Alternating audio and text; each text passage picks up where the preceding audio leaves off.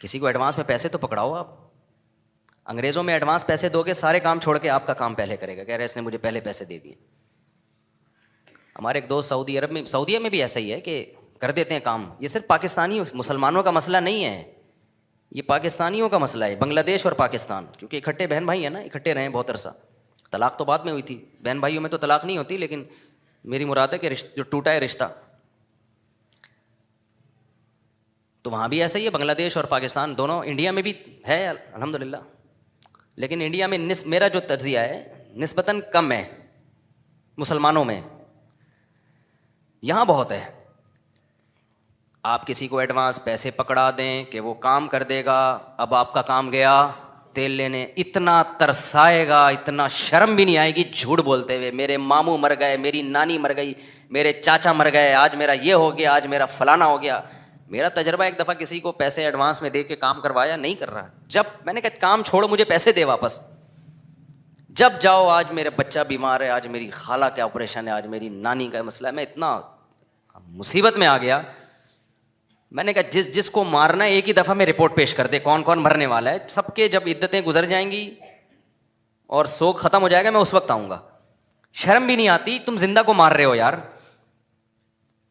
ایک بوڑھی عورت گئی نا اسکول میں, کہنے لگی میرا نواسا یہاں پڑھتا ہے, اس کو بلائیے ذرا کام ہے. تو جو چوکیدار تھا اندر گیا, رپورٹ لے کر آیا, کہہ رہے وہ آپ کے انتقال پہ گیا ہوا ہے چھٹی لے کے. اس نے اپلیکیشن دی تھی میری نانی کا انتقال ہو گیا ہے, جھوٹ بولا اس نے, تو وہ آپ کے انتقال ہی پہ گھر گیا ہوا ہے. مائیں بچوں کو خود جھوٹ سکھا رہی ہوتی ہیں, باپ بچوں کو خود جھوٹ سکھا رہا ہوتا ہے, میاں بیوی ایک دوسرے کو ٹوپی کرا رہے ہوتے ہیں بچوں کے سامنے, بچے جھوٹ سیکھتے ہیں, اس پہ فخر بھی کرتے ہیں. تو معاملات جو ہے نا, معاملات بہت خطرناک حد تک مسلمان کے معاملات گرے ہوئے ہیں. دیکھو ایک بات خوب اچھی طرح سمجھ لو کہ جب تم نے کسی کے پیسے دینے ہیں نا, اس کی ذمہ داری اللہ کی قسم نہیں ہے کہ آپ کو یاد دلائے کہ آپ نے دینے ہیں. یہ آپ کی ذمہ داری ہے کہ آپ اس کو یاد بھی دلاؤ اور اس کو گھر تک پہنچانے کا بھی آپ کا ذمہ ہے. یہ مذہب کا حصہ ہے, یہ اس کے بغیر اللہ نہیں مانے گا اس مذہب کو, اس اسلام کو جس پہ ہم چل رہے ہیں. لچڑ پنا پیسوں کے معاملے میں, لچڑ پنا. پہلے زمانے میں جو صوفیاء کرام ہوتے تھے نا, وہ اپنے مریدوں کے دل سے دولت کی محبت نہیں, یہ دولت کی محبت ہی تو ہے نا کہ پیسے دیتے ہوئے موت آ رہی ہے کہ 4 دن اور رکھ لوں اپنے پاس, 5 دن اور رکھ لوں. کیا کر لے گا بھائی تو, ہو سکتا ہے وہ بھول جائے سامنے والا, لے ہی نہیں. تو پہلے زمانے میں علماء پتہ ہے کیا کرواتے تھے, جو بزرگان دین ہیں, وہ پریکٹیکلی تربیت کرواتے تھے. اپنے مریدوں سے کہتے تھے پیسے جلاؤ, آگ لگاؤ اس پہ. جیسے اس زمانے میں ہوتا ہے نا, تو کہتے کڑک 5,000 کا نوٹ ہے, آگ لگاؤ اس کو, اس کی محبت دل سے نکلے.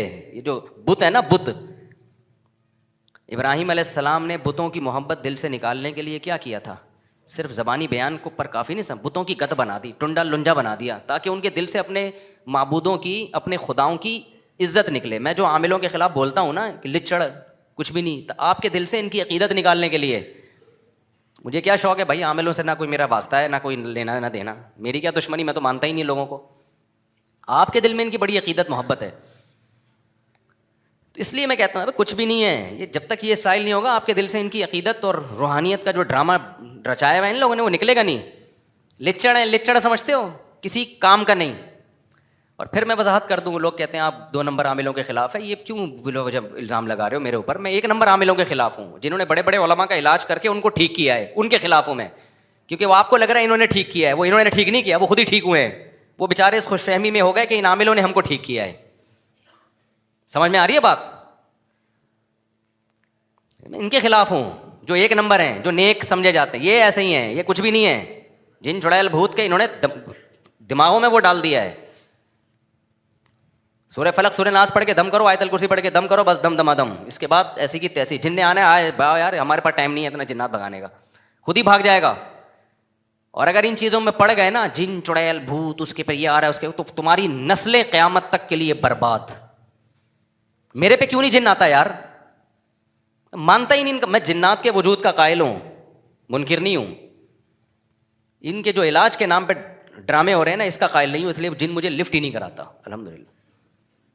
جنات کو بھی اتنے چیلنج کیے پھر بھی نہیں آتے. انگریزوں پہ آتا ہے جن؟ کبھی دیکھا کسی گورے پہ جن آئے ہو؟ ہاں ان گوروں پہ جن آتا ہے جو پادریوں کے پاس جاتے ہیں. مذہبی انگریزوں پہ جن آئے گا، جو سیکولر اور ملحد ہیں، ایتھیسٹ ہیں، ان پہ جن بولو نہیں آتا. کیوں؟ ہندوؤں میں جو مذہبی ہندو ہیں ان پہ چڑیلیں بھی آتی ہیں، بھوت بھی آتے ہیں. جو سائنٹسٹ ہیں ہندوؤں میں یا سیکولر قسم کے لوگ ہیں ان پہ نہ جن، نہ جادو، نہ چڑیل، نہ بھوت. غلط تو نہیں کہہ رہا میں؟ اب تحقیق کریں. سکھوں میں جو مذہبی ہیں ان پہ جن، چڑیل، بھوت، جادو سب کچھ ہوگا. انگریزوں میں جو چرچ جا رہا ہے، مذہبی ہے، پادریوں سے تعلق ہے، جن، چڑیل، بھوت، جادو سب ہوگا. انگریزوں میں جو سیکولر لبرل ہوگا اس پہ کچھ بھی نہیں آئے گا. آپ کہیں گے اس کا مطلب مذہب غلط ہے، پھر مذہب کو فالو نہیں کرنا چاہیے. اور بھائی مذہب میں یہ چیزیں ہیں نہیں. مذہبی لوگوں کو جن، چڑیل، بھوت کے نام پہ الو بنانا آسان ہوتا ہے، کیونکہ فی نفسی ہی وہ تو جنات کے وجود کے قائل ہوتے ہیں. ایک چیز کے قائل ہیں، اگلے سافٹ ویئر اس میں انسٹال کر دو کہ تم پہ آیا ہوا ہے تو مان لیتا ہے. سیکولر مانتا ہی نہیں، جن کو آتا ہی نہیں اس کے اوپر. تو میں یہ نہیں کہہ رہا جنات کا انکار کر دیں، وہ تو ثابت ہے قرآن و سنت سے، لیکن جنات سے ڈرنا اور لفٹ کرانا چھوڑ دیں. اس معاملے میں سیکولر بن جائیں آپ، کوئی بھی نہیں آئے گا.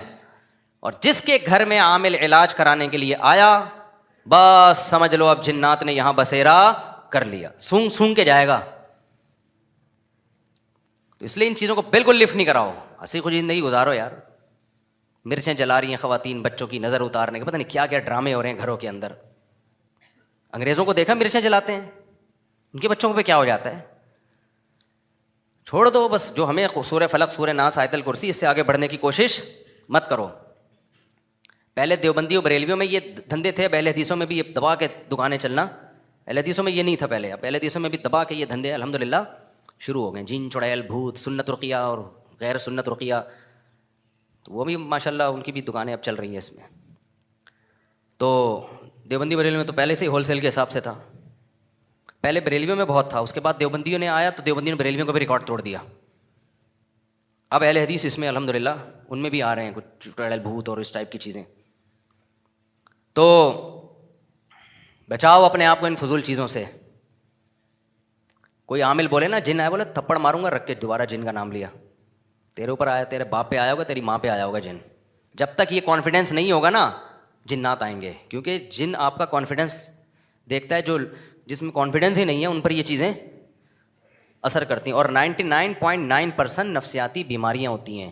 بچے کو جب آڑا ترشا ہونا شروع ہو جائے نا، اٹھ پٹانگ باتیں کر رہا ہے، فوراً کسی نفسیاتی ڈاکٹر کو دکھا دو گے تو قابو میں آ جائے گا. لوگ نفسیاتی ڈاکٹر کے پاس جانے کے بجائے عامل کے پاس چلے جاتے ہیں. وہ کیس کو بگاڑ کے اتنا خراب کر دیتا ہے کہ ڈاکٹر کی دسترس سے معاملہ نکل جاتا ہے. اور بچہ کہہ رہا ہے نا کہ مجھے چڑیل نظر آ رہی ہے، جن نظر آ رہا ہے. بھائی جب دماغی توازن ٹھیک نہیں ہوتا تو جو چیزیں ہوتی نہیں ہیں وہ نظر آ رہی ہوتی ہیں، یہ نیچرل ہے. مولانا شرف علی تھانوی رحمۃ اللہ علیہ کو کسی نے لکھا کہ حضرت میں اللہ کی محبت میں اتنا دیوانہ ہو جاتا ہوں ذکر کرتے ہوئے کہ اوپر چھت ہے لیکن مجھے آسمان کے ستارے نظر آنا شروع ہو جاتے ہیں. اس کا خیال تھا کہ وہ کہیں گے یہی تو کمال ہے، یہی تو قیامت ہے کہ تم اللہ کو یاد کر رہے ہو اور اللہ نے آسمان کے دروازے تم پہ، چھت کے دروازے کھول دیے.